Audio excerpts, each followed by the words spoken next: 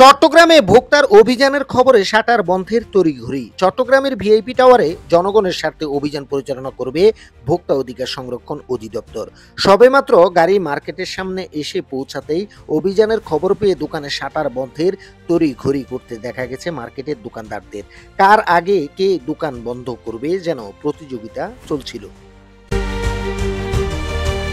সোমবার ৮ ডিসেম্বর নগরের ভিআইপি টাওয়ারে অভিযানের আগে একের পর এক শাটার বন্ধের হিড়িক পড়ে। এ সময় সেখানে অভিযান পরিচালনা করে ২ প্রসাধনী বিক্রির দোকানকে ও একটি বিউটি পার্লারকে মোট ২৮,০০০ টাকা জরিমানা করা হয়। ভোক্তা জানায়, আল কাহার কসমেটিক্সকে আমদানিকারকবিহীন পণ্য বিক্রির দায়ে ৮,০০০ টাকা জরিমানা করা হয়েছে। সবাই বন্ধ করে দিচ্ছে কেন দোকানটা বন্ধ কেন করছে? ম্যাজিস্ট্রেটের জন্য বন্ধ করে দিচ্ছে। ম্যাজিস্ট্রেট আসছে এই কারণে বন্ধ করে দিচ্ছে। জি ম্যাজিস্ট্রেটের কারণে। জি কেন আমাদের বয় কেন তো বয় কেন ওরা আমদানিকারক শিল করবে। আমরা তো প্রোডাক্ট অরিজিনাল সেল করতে যাই। আমদানিকারক শিল না, যদি প্রোডাক্ট যদি দেশে যদি ইনপুট না হয় তা আমরা কিভাবে আমদানিকারক শিল ওয়ালা প্রোডাক্ট সেল করব?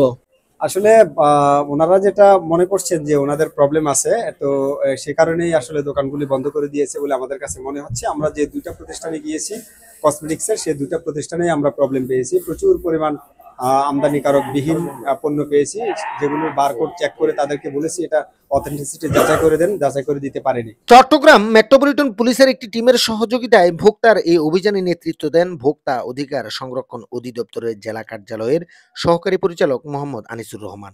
উপস্থিত ছিলেন সহকারী পরিচালক রানা দেবনাথ সহ অনেকে। ভোক্তার স্বার্থে এ জাতীয় অভিযান চলমান থাকবে বলে জানায় সংস্থাটি। রায়হান হুসাইন, RHK।